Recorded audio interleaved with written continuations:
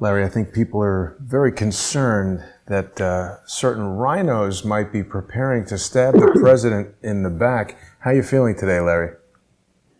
I feel okay, buddy. Okay. Mm-hmm. It's a tense time, isn't it? Oh, it is, absolutely. And already, Mitch McConnell and the cast of characters in the Senate have betrayed the president in the original plans. So, yes, they're getting ready to stab him in the back. How have they done that? Betray the president?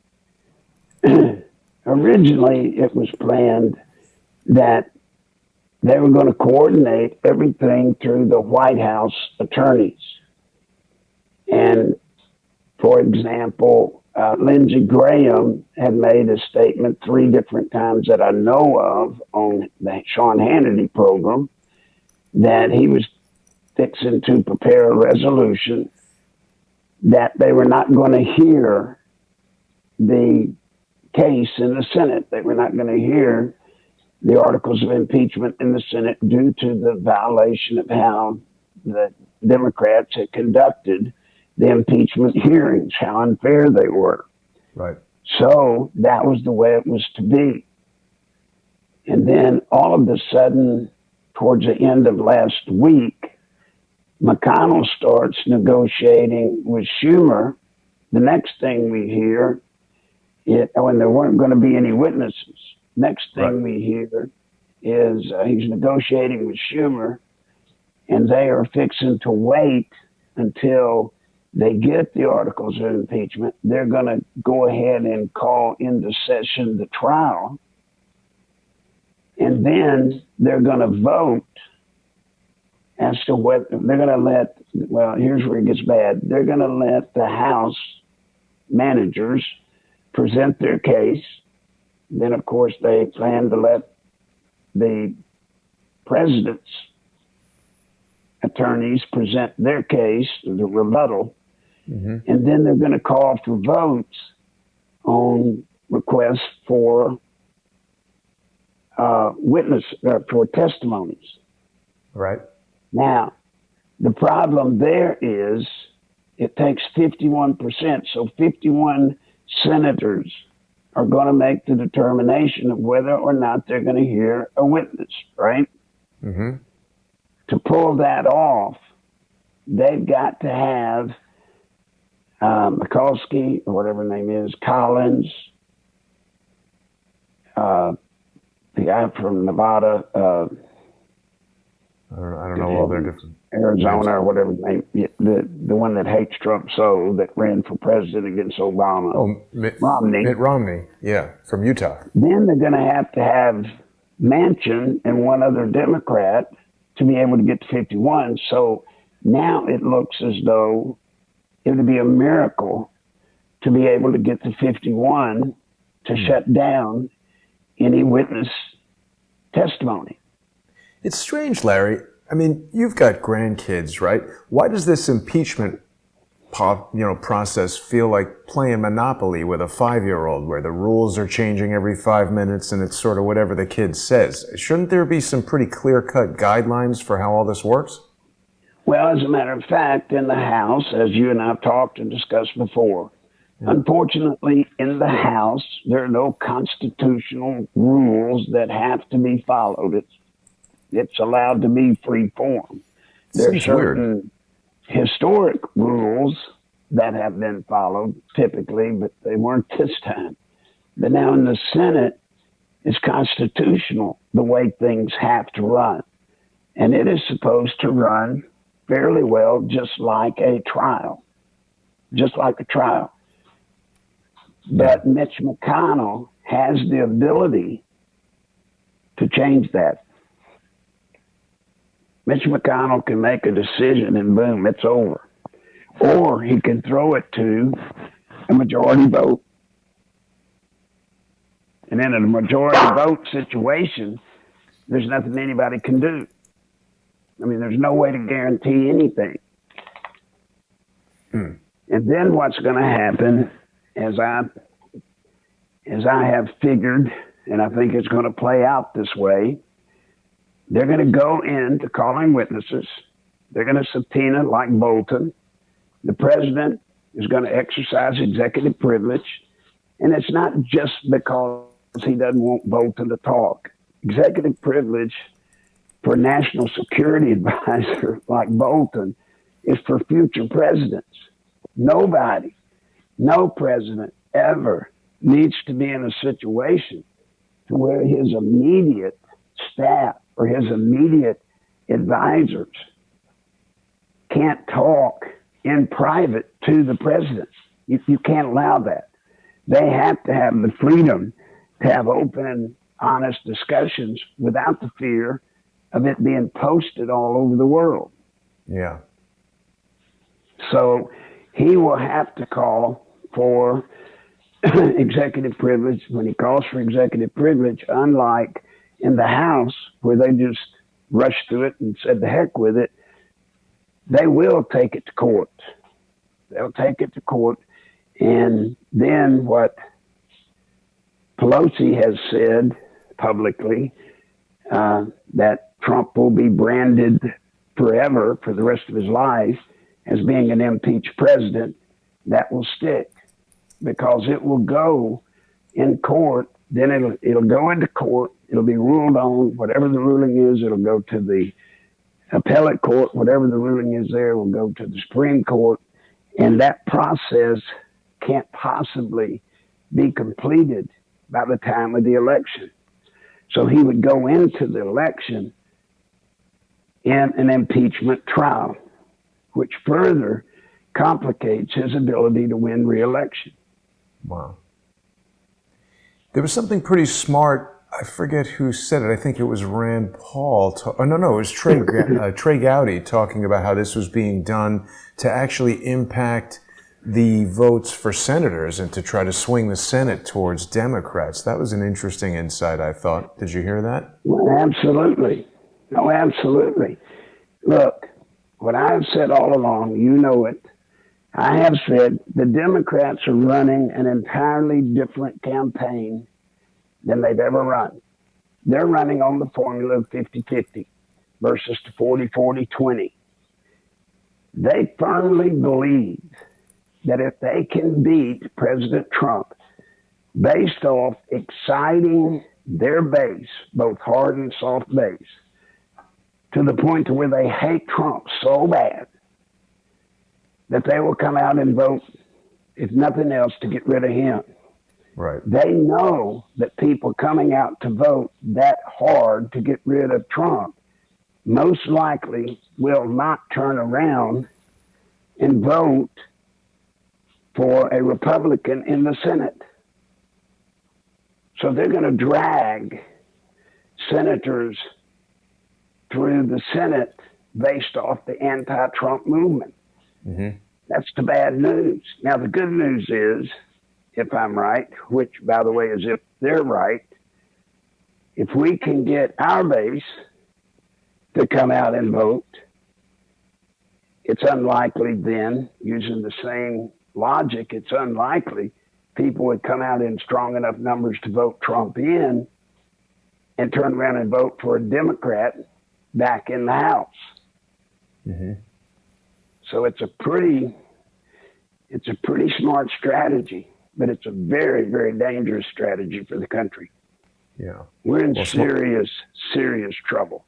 And not only that, Larry, we've just had a viewer, Possums 1010, has reported the channel because he or she did not like the image, which today is a obviously photographic political cartoon that shows Mitch McConnell stabbing Trump in the back. So that person has just informed us that the channel's been reported. Not helpful in terms of getting this information out if we are not available on YouTube after today as a result of that. People can go to subscribestar.com/crowdsourcethetruth or patreon.com/crowdsourcethetruth and continue to watch the show. It's also important that people who are watching us each week and who value Larry's input, they should visit nicholslive.com, and you can click right here on the donate tab. That's going to bring you the information that you need to share some financial support with Larry, you can go to paypal.com and use his PayPal address, nicholslive@aol.com. You can also send Larry cash through the mail or contact Mary Ellen. Her phone number is on screen right there. And you know, Larry, thousands of people have been watching each week as you give us these reports. It's interesting, when this all first came about, I was suggesting that it seemed to me, from a legal standpoint, somebody from Trump's legal team should have gone and put in a motion to dismiss this whole thing.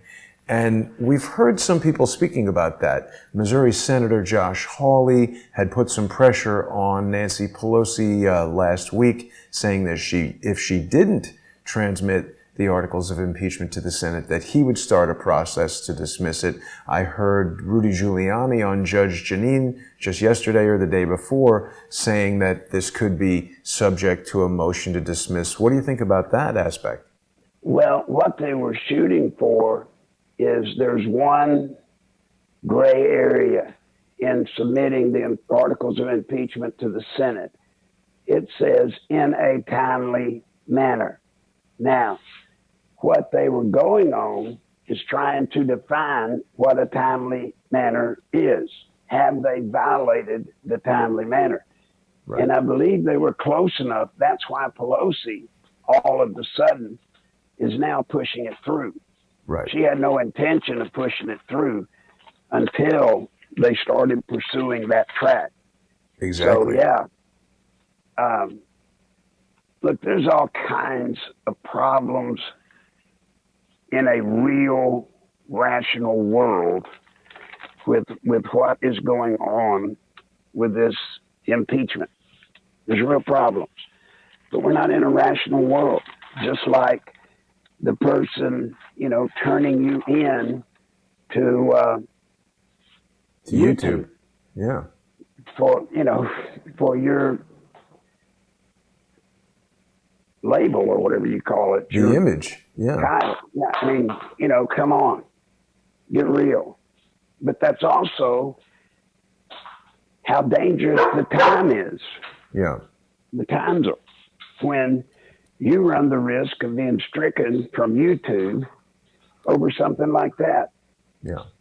So much for freedom of expression, right? Right. I mean, it's an obvious statement about what the RINOs in the Senate could possibly be preparing to do. And Larry, I agree with what you're saying, and I think it was a great strategic move by Josh Hawley. I really have to say, he just turned 40 in December, and he's already in the Senate. That's quite impressive. I think that Josh Hawley is certainly somebody to keep your eye on in the future, and maybe even a future presidential candidate. This was very smart from both a legal standpoint and a political and strategic standpoint. But the slight difference with what Mr. Giuliani was saying is that once it gets to the Senate, the president or one of the senators could actually move to dismiss it on the basis that it fails to state a claim, meaning the articles currently are trying to impeach Trump for obstruction of Congress and for abuse of power in any state in the United States that cover those things. So it could technically be dismissed for failure to state a claim. Exactly. And that is true. The articles of impeachment do not meet, I repeat, they do not meet the standards required for impeachment. Right. They don't. But that would be, once again, in a sane world. That would be in a world when things work the way they're supposed to work. That would be in a world where we lived in America when the Constitution reigned. But it doesn't now. Yeah. I mean, we've got an absolute corrupt government. Yeah. You and I were talking before the program. Right. It's kind of insane. We're going to Iraq, Afghanistan, Iran. We're talking to these countries about you need to form these honest governments, these honest democracies.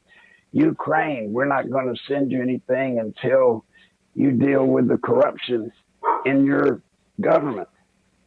My God, Look at ours. What pattern have we set for the world? The hypocrisy is unbelievable, Larry. You know, it's Yeah. randomly a video from August 2018 came up, and it was Peter Strzok testifying before Congress. And they were asking about his counterterrorism stuff and counterintelligence stuff. And he was talking about Russia, saying that they imprison journalists and they kill political adversaries and it's a kleptocracy. And I said, wow, sounds like he's talking about the Clintons. Right. So look, I mean, this is what I have feared all along about the impeachment. I mean, it's seriously flawed. If it goes, and look, know this, Mitch McConnell is no fool. So he knows the minute he opens up, whether witnesses are allowed to testify or not, to being determined based off 51 senators voting together to block it. He knows he can't get it. Not now. One of the reasons they're making such a hoopla over killing this general. Right. Soleimani. Is because, it's given the Democrats something to use on the Republican senators to make Trump look bad. And you don't want to be caught protecting Trump when he's out assassinating people without the right to do so. Now, right. Folks, the truth is that general has been on the kill or capture list globally through 2 administrations, Bush and Obama's. So it's sanctioned whether he was planning to strike something or not. It was sanctioned just by being on the list. But you don't hear that. Larry, somebody had said that Soleimani was somehow involved in the 1979 Iran hostage situation, but I haven't been able to corroborate that. Do you know anything about that story? I do not. I've heard the same thing, but once again, never know. What happens when something like this happens, if you're not careful, the rumor mill or the internet conspiracy world will have him being a part of the Kennedy assassination. Right. He wasn't even born or whatever. So, I mean, I don't know. Right. I don't know about that. Right.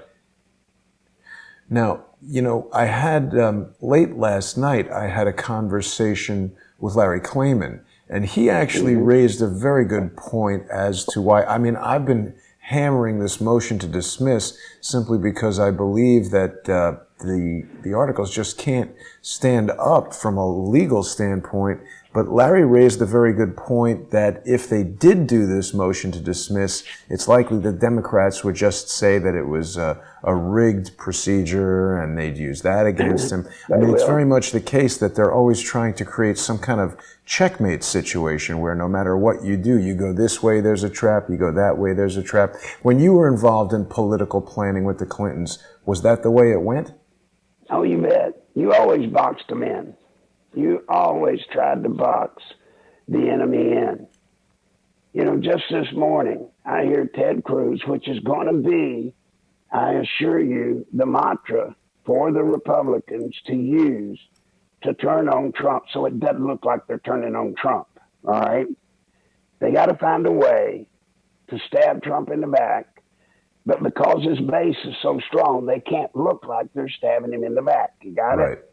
Right. So what Cruz came up with is, look, if they dismiss it, that's not the same thing as starting the trial, having the trial, and him being found innocent. And so it's better to have the trial and find him innocent than to dismiss it. I disagree some with truth that. in what he's saying. Yeah, but the problem There's for some me, truth. Larry, what do you think about this? The idea with a motion to dismiss is it's one of those things that if you do it and it gets denied, you can carry on with the trial. But if you never Right. do it, the opportunity to do it is gone. That's about. Well, that But what I was going to say is, hey, there's some merit to what he's saying, except for one problem. Yeah. We have no way of knowing, as he tried to make out, that him being found innocent is so absolute. If you Right. count the votes, it's not absolute at all, right? To get to 51, the way things are stacking up, you've got to have 3 of the 4 never Trumpers, plus you need 2 Democrats to flip. And I don't even believe Manchin. I don't believe he has the power to go against the Democrats on this. I just don't. So now, if you can't guarantee 51 votes to make him be found innocent, guess what? He's guilty. He won't be found innocent. Yeah, that's why they've got to dismiss this thing. They've got to shut it down in the most expeditious way possible, because I agree. I think it's just a trick. I don't trust Ted Cruz at all. Nope. Remember this. We're all going into it believing what the Republicans have all been saying. Trump's going to come out of this unscathed. He's innocent. Don't worry about it. Now, whatever you hear Washington say, it's always the opposite. Right. So I'm telling you, I don't like the way the Republicans are characterizing to their base, hey, piece of cake, don't worry about it. Don't worry about what we have to do technically in this trial because he's going to win. That's not true. If we're not careful, Jason, if the president's not careful, he'll be out of office. Right. Now, Larry, you were telling me about a comment that Nancy Pelosi made. Do we want to talk about that at all? Yeah, Nancy Pelosi, to a group of Democratic congressmen this weekend, made the statement, Trump will be out of office in a week or so. Now, what does she mean? Now, number one, she can't get him out of office in a trial in a week or so. Right. But what she may mean, which may be more realistic, is what may be more realistic. She may know they're going to do the trial, and if they have the trial, they'll be out of office. That's Meaning what scares me. she knows how the voting is going to go. Yes, she knows if there is a trial, he'll lose. But it's rigged. Yeah. Yeah, I agree. And, it was interesting. I saw President Trump on Laura Ingraham the other day. He was being interviewed by Laura Ingraham, I guess, in the White House. And he seemed eager to have this trial, which I do not think was the right way for him to be feeling. Everything you're saying seems correct. Look, he has no option. He must project a positive image. He must. He's got to, Jason. Yeah. He has to. But I assure you, Giuliani, Jay Sekulow, they're not that convinced. Right. Now, on the other side of it, I don't blame President Trump. In a way, as a matter of fact, I know this to be true, he wants to clear his name. He has nothing in his mind to fear. Right. And he wants to clear his name. Mm-hmm. And he really wants a piece of Biden and Hunter Biden. But they're never going to show up, right? Right. So he's not going to get the relief he seeks. I can tell you that from being me. When they come after you as they have me years ago, you never get your name back, Jason. You never get it back. There's no place to go and get your name back. And there's nothing President Trump can do to ever get his name back to half of this nation. Half of this nation believes everything the Democrats and Pelosi have said about him and will say about him. There's nothing anybody can do about it. Yeah. So he will not get relief. Yeah, I mean, I think part of it, Larry, is even though Donald Trump is very experienced in business and has been involved in a lot of lawsuits, I mean, he is still relatively new to this political game in Washington. And like so many people, we feel like, hey, I haven't done anything wrong. The law is going to, prove me right. But what you're laying out here and what we've been hearing about from so many of the guests here on Crowdsource the Truth is that there's just a myriad ways that can be, trap him. Well, look, we wanted a person that was not the regular, everyday, professional politician. That's what we wanted. That's what we need and needed. And we got it. But now here's the downside of that. As smart as he is in business, and as productive as his business acumen has been in bettering the nation with our trade relations, with our economy, etc., he's getting whipped like a yard dog from inside the government. Yeah. Because that's not his world. Right. It's not his world. And I don't believe President Trump is used to the closest people with him, people he appoints to his staff or cabinet level. He's not used to people like that stabbing him in the back. I agree. It's not the way it happens in the business world. It does some, but you make an example and it doesn't happen again. Well, that's not what happens in politics. And remember, Schumer told him, Schumer warned, if you come out against whatever deep state or whatever he said, the CIA's got 10 ways from Sunday to get you, and they will. Yeah. That's what worries me about the killing of this general, whatever his name is. How can Trump know that his intelligence community hadn't set him up there? Right. Oh, you mean give him bad intel so he would launch a strike on the guy and then blame him for it? Yeah, they do that all the time. They do it all the time. Plus, I'm waiting, just waiting. Well, what was his name, Esper? He's already come out and disputed Trump's explanation of the planned hits that the general had set up. Esper's come out and done that. Wow. So I'm waiting any day for several of the intelligence community to come barreling out and saying that he lied about all of it. So that's the Secretary of Defense is going against Trump? Why is he doing that?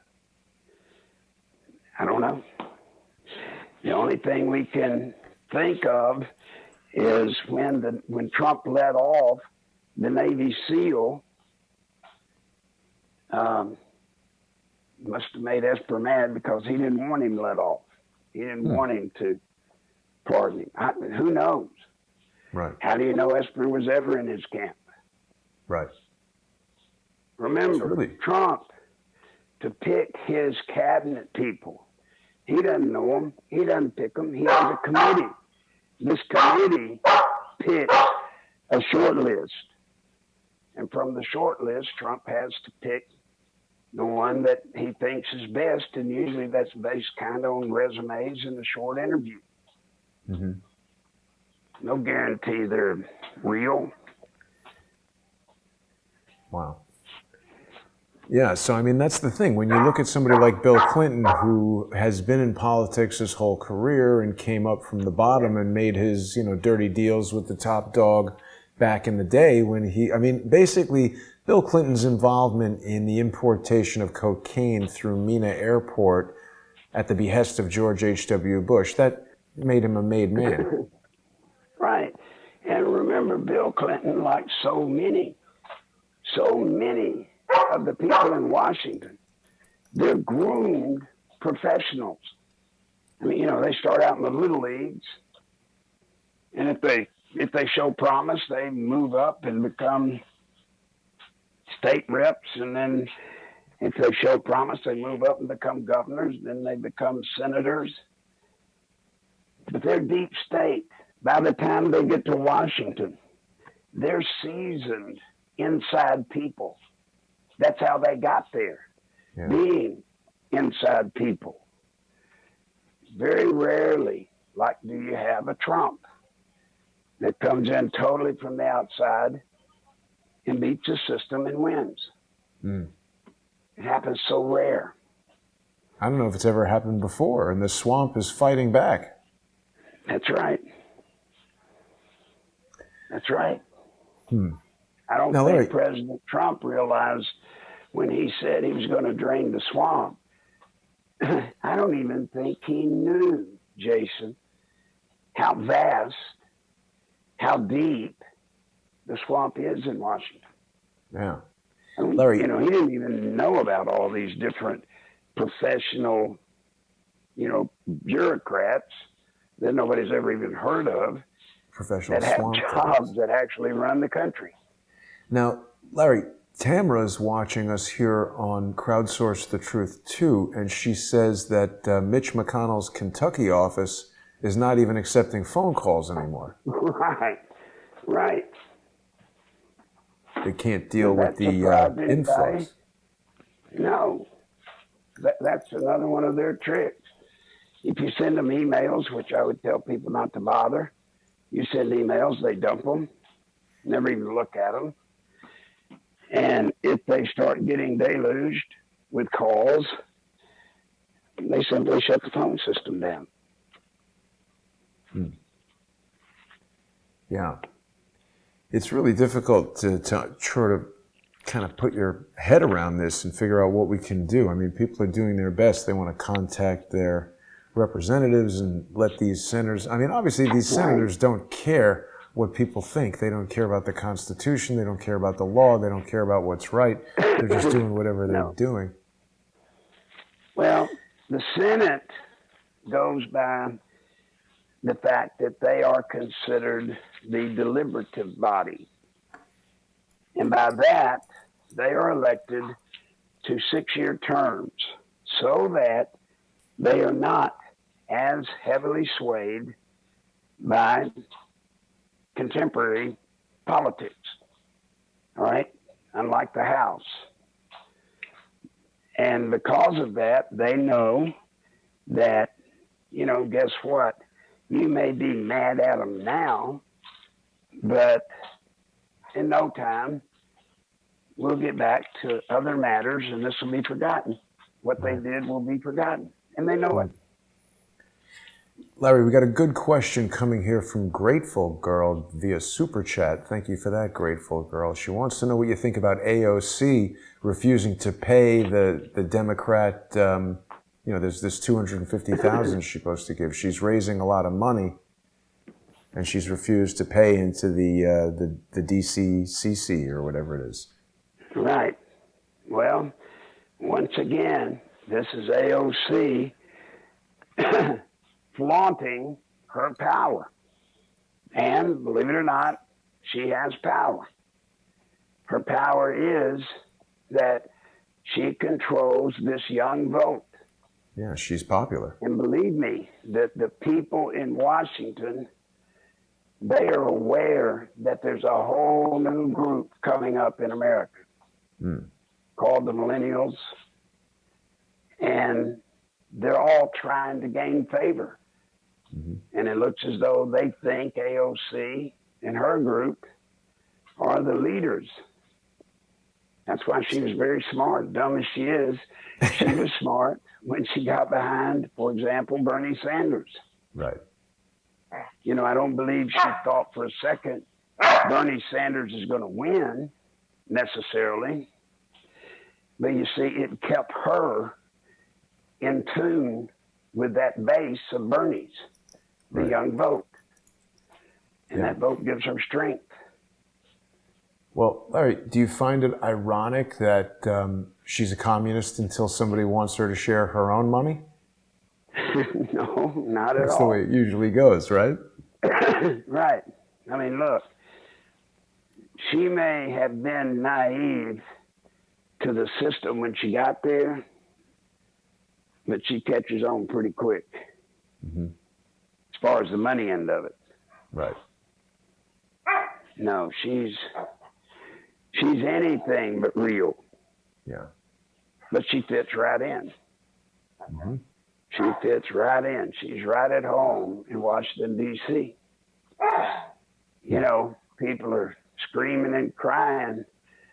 They can't understand why Elizabeth Warren, you know, all of a sudden has lost ground, and they think and they try to excuse it by hers being because she's a female, etc. No, it's because everything Elizabeth Warren said about herself turned out to be a lie, and she got caught. Yep. And people heard about it. And even the Democrats, unless she becomes the candidate, at which point the Democrats won't care, but at least at this point, even the Democrats resent somebody that lies about everything. Nothing she says about herself, it turns out to be true. Nothing. Yep. Spanman is telling us that AOC thinks Bernie is too far right, Larry. God. Well, once again, would that surprise me? No. No, He's it does not. Joking. Yeah. But, I mean, it's true, you know. I want to ask you another question for a moment, Larry, because there was a press conference just the other day. William Barr was over there in Pensacola talking about this Saudi naval trainee who shot the place up and then they killed him. They recovered his Apple iPhone, and we've heard for some time that Apple has a variety of different encryption methods on their phones that keep the data secure so that thieves and even the FBI can't open it up and access your information on the phone. Now, William Barr was very defensive of the United States' relationship with Saudi Arabia. He reiterated several times that it was an important ally and training their people was important, etc. But he basically slammed Apple. So the takeaway from the Pensacola shooting is that Saudi Arabian military people roaming around with guns, that's fine, but Apple should let everybody open up the iPhone. What do you think of that? Well, let me tell you what he's concerned about, and I know this for a fact. He's concerned, and justifiably so, as we all should be. You know, he doesn't care what books and magazines they read, any of that kind of stuff. What he's concerned about is, are they part of a cell, of a larger cell? So he feels we've got to find out what they're doing on their phone, who they're communicating with. And he's right. You know, in this particular case, he's right. When it's national security, Jason, they're not gonna get in to the guy's iPhone and publicize the stuff. That's not what they're gonna do. But we need to find out if this guy or those people, if they were part of a larger cell. And if so, where is it? And what are they planning next? Well, it's a very serious argument. It's very true, serious. But see, the thing that concerns me, Larry, and this is often an issue when technology and the law butt heads, it's a matter of, you know, they're basically asking Apple to eliminate this strong encryption that protects not just the information of criminals and terrorists, but all of us. And it seems like a slippery slope once the law forces a company to allow this stuff to open up, because then the next thing is criminals get access to the technology to break the encryption and they can find out things about you or me, and the government can spy on everybody's phone. And even if you aren't doing anything, you know, this goes back to the Patriot Act and the whole concept of if you're not doing anything, you have nothing to worry about. I mean, that's one side of the argument. The problem is it enables all this spying on everybody. And look at what happened. We had the Patriot Act in 2001 or 2002, and 14 years later, we have a rogue president spying on his competitive candidate, you know, the candidate from the opposite party. It seems dangerous to me. I'm not disputing that at all. But it seems to me this just seems to me that reasonable people can find a way without, opening the door for everything. Reasonable people should be able to work around this problem in this particular case. But you're right, we don't have reasonable people. Right. And so what we run the risk of is whatever's done becomes a precedent-setting case, and then it's all open. I understand. I was just explaining Barr's predicament. Yeah. Well, it's going to be not trying interesting. to find out. Well, yes, it's going to be interesting because it, as you point out, which is exactly true, the reality, the unintended consequences can be serious. Well, and not only that, Very Larry, serious. I think it's going to be interesting because of all the entities that could possibly challenge a government, Apple is the most valuable and financially capable company, I think, in the world. And it's just come out only 6 hours ago that they are refusing to offer any substantive assistance to the FBI and unlocking the phone. I support them in doing that. I think they hired the Mossad or something last time to open it. Look, I agree with you, but then again, I understand Barr. Yeah. So I mean, I'm not trying to dispute or argue with you. I'm just saying Barr's in a spot. Yeah. And in a way, we're in a spot. If this guy's a part of a cell and they've got other things planned and they're able to pull them off because we could not find out about them because of Apple, who's going to be blamed? How about expelling foreign military people from our military bases and sending U.S. people to Saudi Arabia to train them? I don't like the idea of jihadi, sympathizers rolling around Pensacola, Florida. Yeah, now you're getting to something that reasonable people ought to be able to figure out. Right. Why have we got in this country soldiers from hostile religions in our country carrying guns, running around on our military bases, our sensitive military bases? Right. That makes no sense at all. The other thing that came out, Larry, during that press conference is that the Saudi shooter was able to obtain a gun through some sort of hunting license exception. I mean, bear in mind, this Saudi guy, he's not a U.S. citizen. He doesn't have Second Amendment rights that allow him to keep and bear arms. It was some sort of hunting exception that allowed him to buy a gun. I'd be all for eliminating that. I think American citizens have the right to keep and bear arms. Foreign intruders do not have the right to come here and buy guns and shoot us. Listen, I'm telling you, that's a sensitive subject for me. When I came out against Bill Clinton, I was immediately put on the list where I cannot buy a firearm. Ooh. I can't buy one. Never done anything wrong, never been a felon, none of that. I just got put on the list because I was, quote unquote, an enemy of the president. Now, the problem is nobody's ever been able to figure out how to get my name off of it. So I can't get one, having not done anything, having been a tax-paying American. Veteran, and this guy is a foreigner who comes in and gets one. And a murderer. I mean, think about it. Yeah. We've got a question that's asked almost every single week. So I think Barbara and Rod H. should tune in more frequently. And I tell you what, we're going to answer this question, but both of them should go over to nicholslive.com/donate and use Larry's PayPal address, nicholslive@aol.com, to send Larry at least $5 each when he answers this question. Barbara's question, Larry, is why have the Clintons not killed you yet if you know so much? Well, Barbara, if you would have been with me in the late 80s when I came out and the 90s and had the attempts on your life that I did, if you've been beaten as many times as I have, you wouldn't ask that question. Now, I can only attribute two things. I made the cut.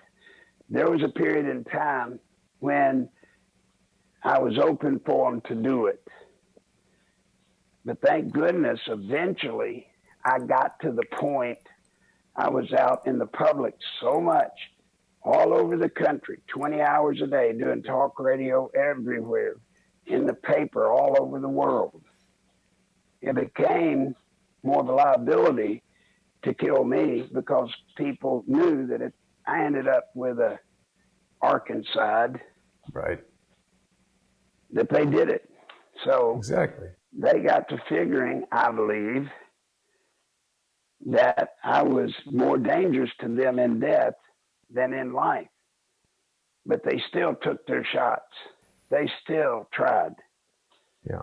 The good news was, because of my background, it takes two to get killed, to kill her and to kill he.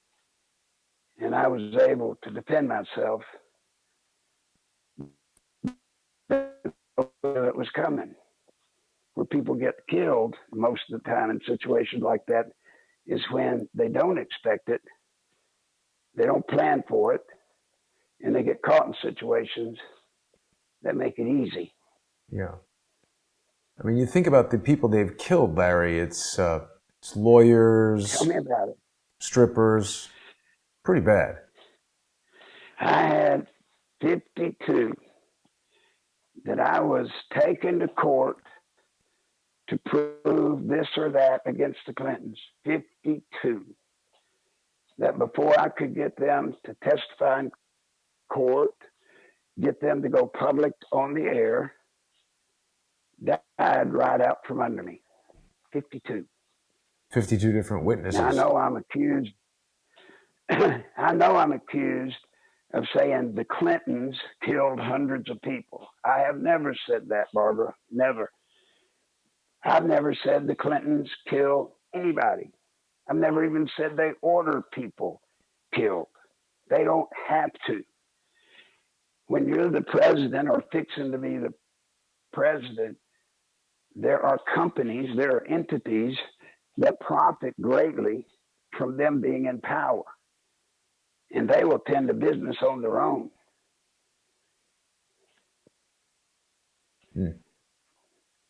Now, Larry. It was dangerous. Yeah. Along the lines of what you're saying. I would never want to go through it again. Of course not. And I appreciate you answering that, Larry. I know you've been asked that many times on this show. Larry, just the other day, this guy by the name of Angel Urania, who is apparently Bill Clinton's current press flack, this was January 10th, he posted a tweet here in response to Charles Ortel. People know that Charles is a host of Sunday with Charles every Sunday here on Crowdsource the Truth, and Charles Ortel is closing in on Wednesdays. Angel says he's writing it in the form of a dictionary definition. He says, or telling, past tense, or told. 1, to obsess and lie about the Clinton Foundation.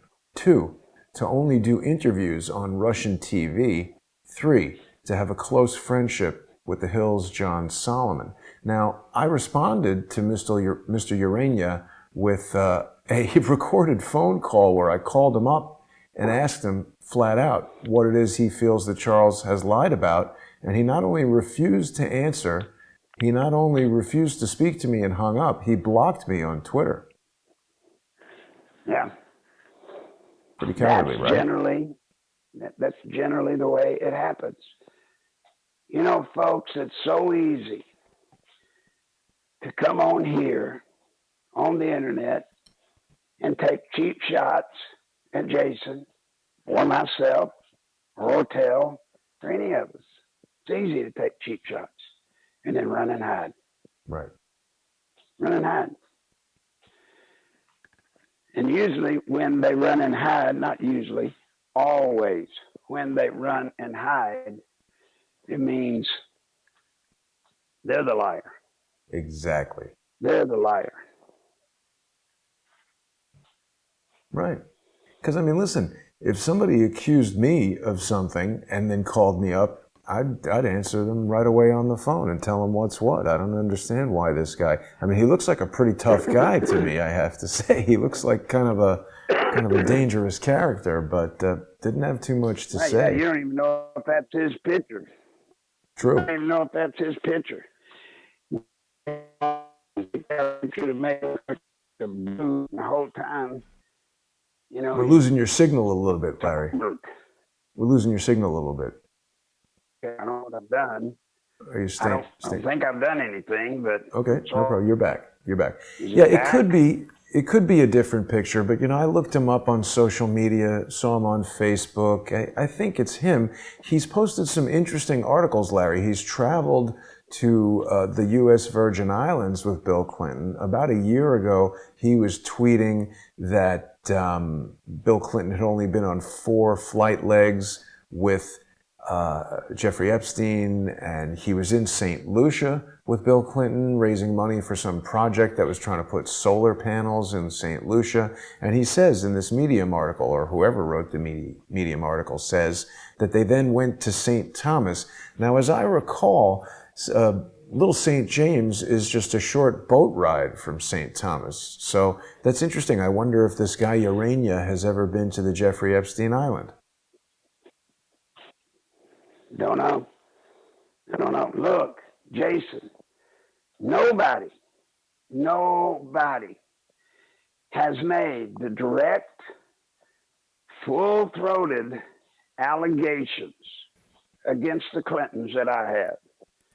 I have accused them of crimes on the air in newspapers all over the world. Yep. Front page of newspapers all over the world.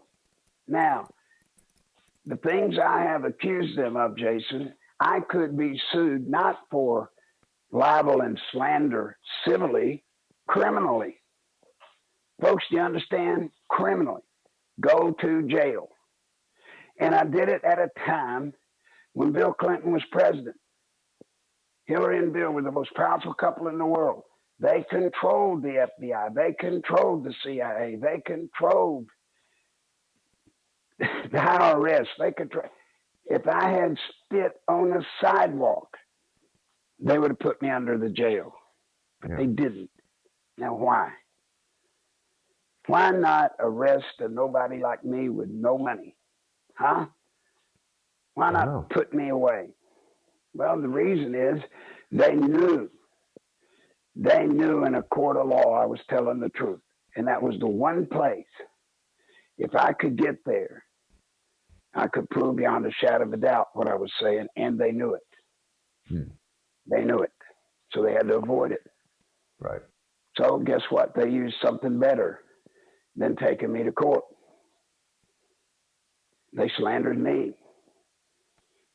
And they had the power of the pen. They had the power of the media.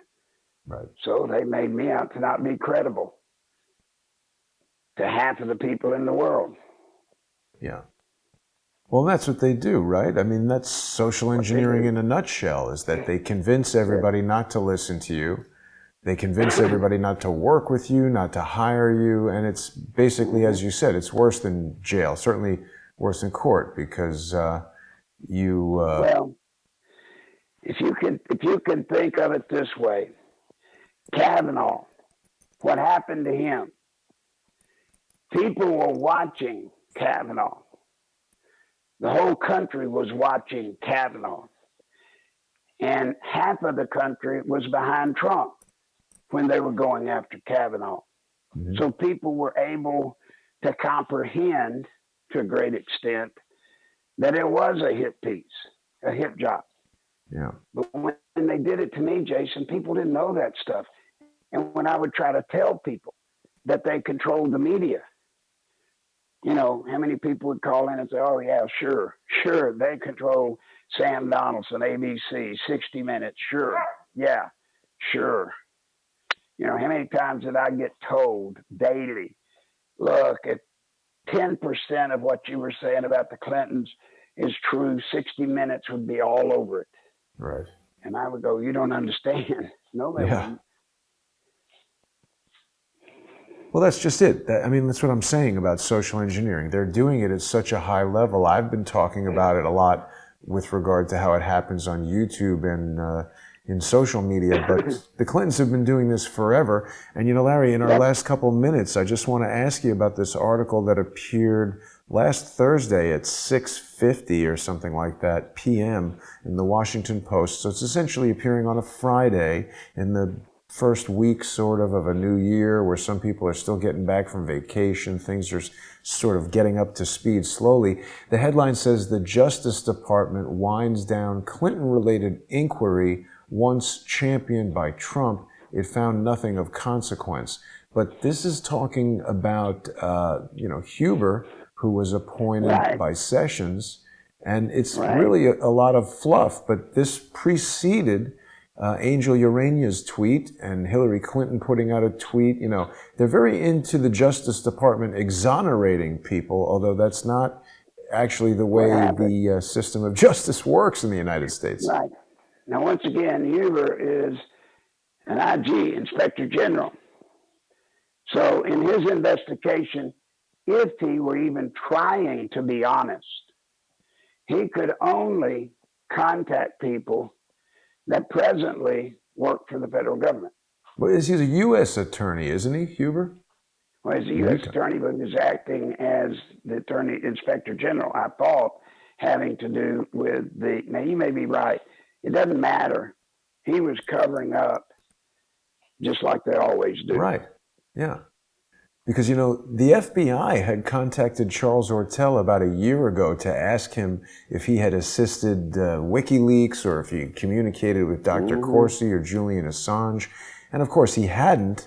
And he told the FBI agents about all this information he had with regard to the Clinton Foundation, and they didn't want to hear it. It's almost as if...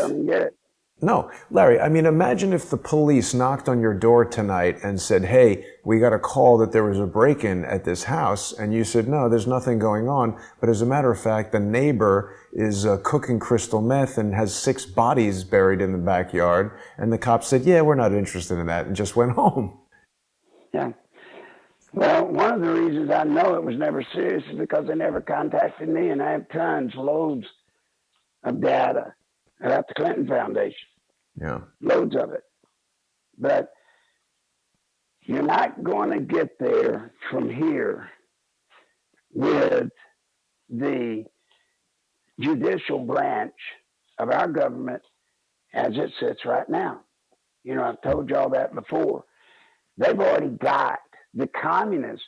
Our judicial branch is full communism now, folks. Full communism. We might have 2 to 4 people on the Supreme Court that might. Other than Clarence Thomas, I can't tell you for sure any of the others that I can swear are on the up and up. But President Trump's got to get another term because he's got to work on the judicial branch. We got to get it cleaned up. Yeah. Yep. Well, listen, Larry, we're almost out of time for the show this week. Really appreciate you joining me today. Was there anything you wanted to share before we close it out? No, just folks, once again, this is the most dangerous time in the history of our nation, for our country. We are on the verge of losing our country. If Trump loses, we lose. We lose. They're not after Trump because of Trump. They're after Trump making a statement. How dare we, the people in this country, stick our heads up and think we have a right to determine or have anything to do with how our country is run. They don't believe that. So please help us. Help us. Yeah. And people can help out Larry by going to nicholslive.com. You can use his PayPal address, which is nicholslive@aol.com. Send Larry some financial support. Keep the show going. Keep him coming back. Let him know that you appreciate hearing what he has to say each week. I do want to remind people that we've recently begun simulcasting the show. So if you're watching us on Crowdsource the Truth 2, or if you're catching the premiere replay on the Jason Goodman channel, you might want to head over to the Larry Nichols official YouTube channel and subscribe. Larry could definitely use the added subscribers, and we've got 192 people watching us over there, Larry, so it's been a really good way to help the word get out each week. To the people over there, I won't be doing a second hour today. I've worn myself thin. But I want to also say to everybody, we need to help crowdsource the truth financially. Jason will tell you how. But the other thing, invite people to listen. This program needs to be heard. Please invite others to come.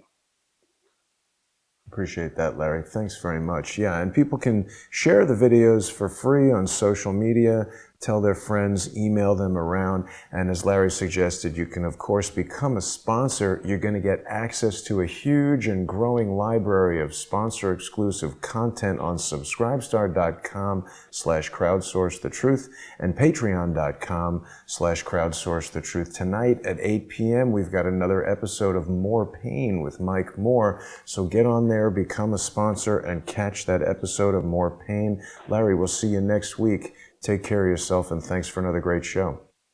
You bet, buddy. See y'all next week. Thanks, everybody, for watching. Have a great night.